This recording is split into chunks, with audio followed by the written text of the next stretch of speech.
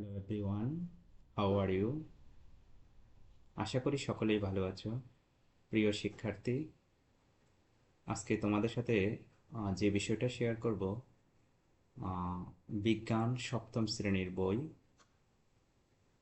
তো তোমরা এখনো কেউই অনেকেই আহ, বিজ্ঞান বই বা সরকার থেকে বই এখনো হাতে পাওনি।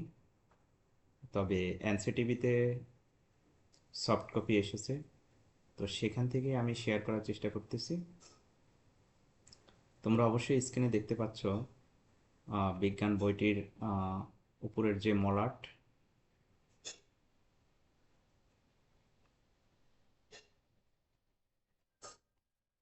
বিজ্ঞান বই 2025 শিক্ষাবর্ষের জন্য পরিমার্জিত।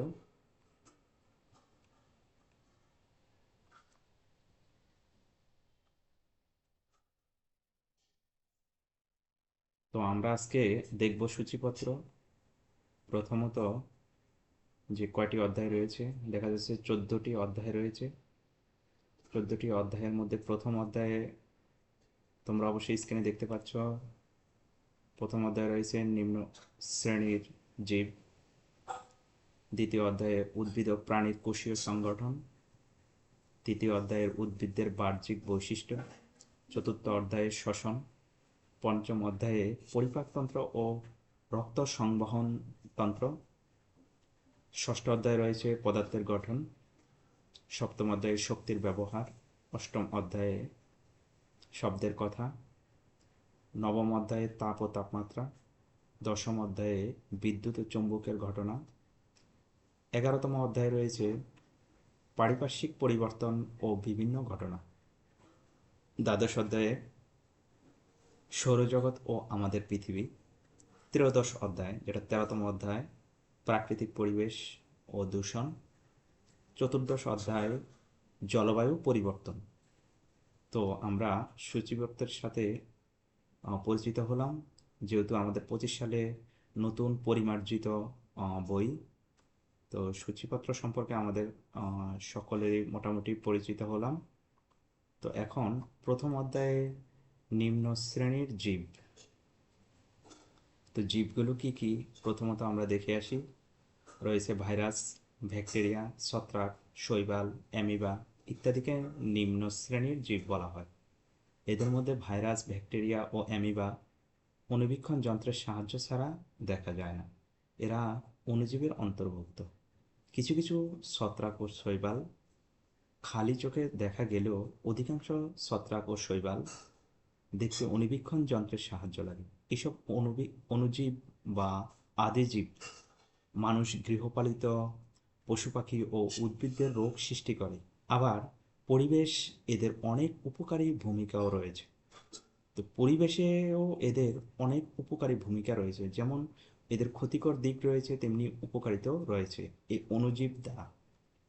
তো এই অধ্যায় পাঠ শেষে আমরা অনেক কিছুই শিখতে পারবো। প্রথমত আমরা যেটা শিখতে পারবো, অণুজীবের বৈশিষ্ট্য ব্যাখ্যা করতে পারবো। তারপর অণুজীবের শ্রেণীবিন্যাস করতে পারবো। ভাইরাস, ব্যাকটেরিয়া ও অ্যামিবার বৈশিষ্ট্য বর্ণনা করতে পারবো। শৈবাল ও ছত্রাকের বৈশিষ্ট্য, উপকারিতা, অপকারিতা ব্যাখ্যা করতে পারবো। কিভাবে ছত্রাক সংক্রমণ প্রতিরোধ করা যায় তা ব্যাখ্যা করতে পারবো।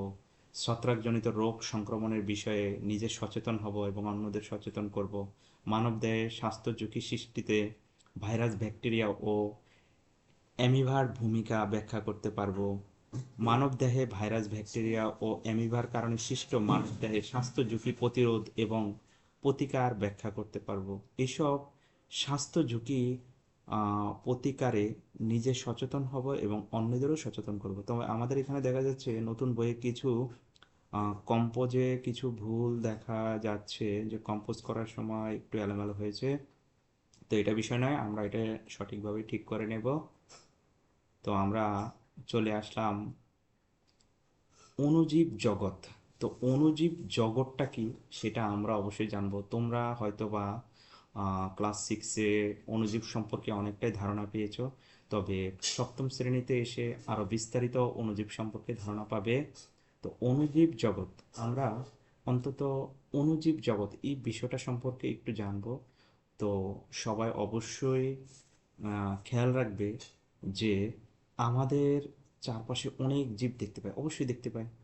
এইসব জীব ছাড়াও আমাদের পরিবেশ অনেক জীব রয়েছে যাদের আমরা খালি চোখে দেখতে পাই না। তো আমাদের তাদেরকে খালি চোখে দেখতে হলে অবশ্যই অণুবীক্ষণ যন্ত্রের প্রয়োজন হয়। এদের অধিকাংশেরই কোষে সুগঠিত নিউক্লিয়াস রয়েছে। তোমরা জানো একটা জীবের দেহে অবশ্যই নিউক্লিয়াস রয়েছে এবং অন্যান্য উপাদানও রয়েছে বা অঙ্গ প্রত্যঙ্গ রয়েছে, সেটা আমরা বিস্তারিত জানবো। উম, এরা অণুজীব নামে পরিচিত। এসব অণুজীব থেকে সৃষ্টির শুরুতে জীবনের সূত্রপাত হয়েছে। তাই অণুজীবদেরকে আদিজীবও বলা হয়। তার মানে কি, এগুলাকে প্রাচীন এবং কি বলে আদি, মানে সৃষ্টির শুরু থেকে এদের সৃষ্টি হয়েছে, এই জন্য এদেরকে আদিজীব বলা হয়। মানে জীবকুল সৃষ্টির শুরুর দিকে এই অণুজীবের সৃষ্টি হয়েছে, যে কারণে এদেরকে আদিজীব বলা হয়। তো আদিজীব সম্পর্কে তোমাদের অবশ্যই ধারণা হয়েছে। আদি বলতে কি, মানে একদম প্রথম দিকে বা প্রাচীন, একদম শুরুর দিকের কথা বলা হয়েছে, এই জন্য এদেরকে আদিজীব বলা হয়। তোমরা ষষ্ঠ শ্রেণীতে আহ, কি বলে, মার্গুলিস ও হুইটেকারের জীবজগতের পঞ্চরাজ্য ও প্রস্তাবনায় অণুজীব সমূহকে মনেরা, প্রোটিস্টা ও ফাঞ্জাই রাজ্যে দেখতে পেয়েছো। আবার অণুজীব সমূহের শ্রেণীবিভাগ করতে গিয়ে বর্তমানকালে অণুজীব বিজ্ঞানীগণ এই জগৎকে তিনটি রাজ্যে ভাগ করেছেন। তো তিনটি রাজ্য কি কি দেখো। রাজ্য এক অ্যাক্রিওটা, রাজ্য দুই প্রোক্যারিওটা, রাজ্য তিন ইউক্যারিওটা। তো রাজ্যগুলো সম্পর্কে আমরা জানলাম। তারপর রাজ্যের ভিতরে কোন ধরনের অণুজীবগুলো রয়েছে প্রত্যেকটা রাজ্যে, সেগুলো দেখা যাচ্ছে উদাহরণ সহ। তো আমরা সাধারণত এখানে দেখি রাজ্য একে অ্যাক্যারিওটা বা অকোষীয় এসব অণুজীব এতই ছোট তা সাধারণ আলোক অণুবীক্ষণ যন্ত্রের নিচেও দেখা যায় না। এদের দেখতে ইলেকট্রন অণুবীক্ষণ যন্ত্রের প্রয়োজন হয়। যেমন ভাইরাসকে সাধারণ অণুবীক্ষণ যন্ত্রের দ্বারা দেখা সম্ভব নয়, তবে এদেরকে ইলেকট্রন অণুবীক্ষণ যন্ত্রের সাহায্যে দেখা সম্ভব। তো প্রোক্যারিওটা বা আদিকোষী যেসব অণুজীবের কোষের কেন্দ্রিকা সুগঠিত নয়, তারাই এ রাজ্যের সদস্য। সুগঠিত কেন্দ্রিকা না থাকায় এদের কোষকে আদিকোষ বলা হয়, যথা ব্যাকটেরিয়া। তো এদের এই ব্যাকটেরিয়ার কোষ সাধারণত সুগঠিত না, এই জন্য এদেরকে কি বলে, আহ, এদের কোষকে আদিকোষ বলা হয়।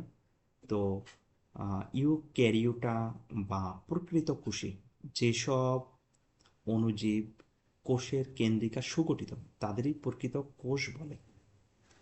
মূলত যেসব অণুজীবের কোষ সুগঠিত তাদেরকে মূলত কি বলে, প্রকৃত কোষই বলা যায়। যেমন রয়েছে শৈবাল, ছত্রাক ও প্রোটোজোয়া, এই ধরনের অণুজীব। তো আমরা সাধারণত অণুজীব জগৎ, তো এখানে তিনটা রাজ্য রয়েছে। তিনটা রাজ্যের ভিতরে রয়েছে এক ক্যারিওটা, প্রো ক্যারিওটা, ইউ ক্যারিওটা। তো এই তিনটা রাজ্য সম্পর্কে জানলাম এবং তিনটা রাজ্যে কি ধরনের অণুজীবগুলো রয়েছে এটা সম্পর্কে আমরা আজকে জানলাম। তো আমরা আস্তে আস্তে অবশ্যই আহ, প্রত্যেকটা পার্টের ধীরে ধীরে শিখব এবং গুরুত্ব সহকারে শিখব, বুঝে বুঝে শিখব। তো এটাই আমার প্রত্যাশা সকল শিক্ষার্থীর কাছে। ধন্যবাদ, সকলে ভালো থাকবে। আজ এই পর্যন্তই।